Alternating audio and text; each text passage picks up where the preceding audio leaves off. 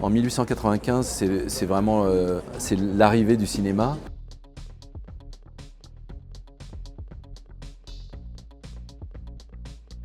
C'est drôle parce qu'on a mis du temps avec mon scénariste Santiago Amigorena à trouver le titre. On était en cours d'écriture.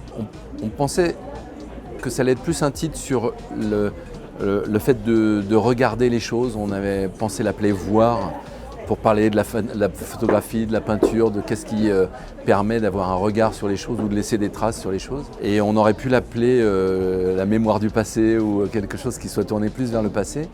Et le jour où j'ai pioché dans un recueil de titres que j'avais, je suis retombé sur l'avenue de l'avenir. Je me suis dit, mais en fait, ça donne un sens différent au film.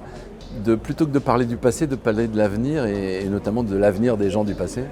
Et donc l'avenue de l'avenir, c'est vraiment sur le fait qu'on ne sait jamais ce qui va arriver.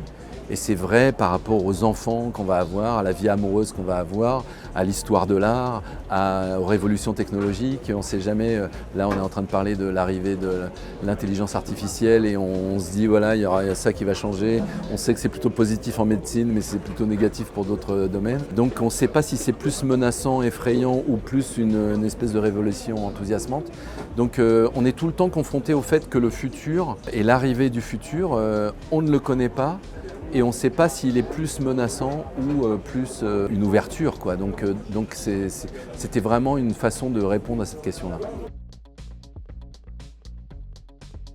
1895, c'est vraiment le début de quelque chose et la fin de quelque chose. J'ai souvent fait ça. Le Péril jeune, par exemple, qui est 1975, on se disait que c'était la fin des années 70 et le début d'une autre ère. Et j'aime bien parler de ces époques qui sont charnières.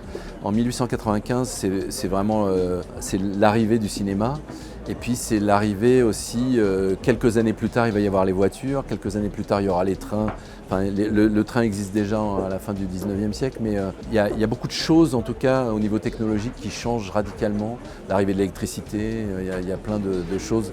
Le Paris haussmannien, avec tout ce que ça veut dire de vie moderne dans une ville.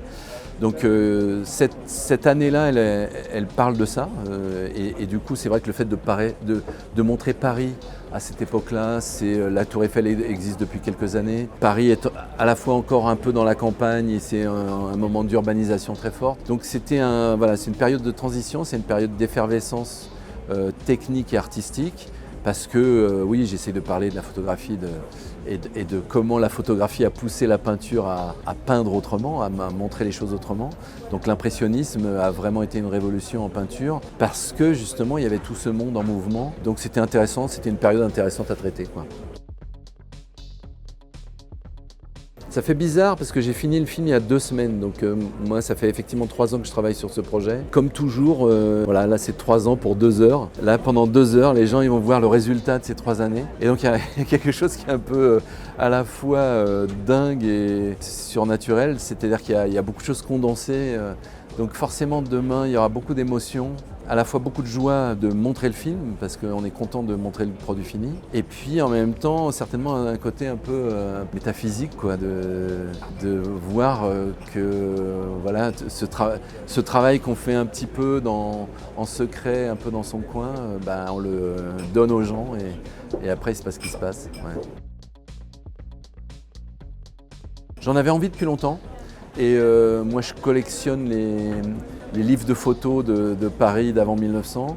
Et donc c'était quelque chose, j'aime beaucoup esthétiquement cette époque-là et donc j'avais envie un jour faire un film qui se passe à cette époque-là. Je me suis fait draguer par Victor Hugo.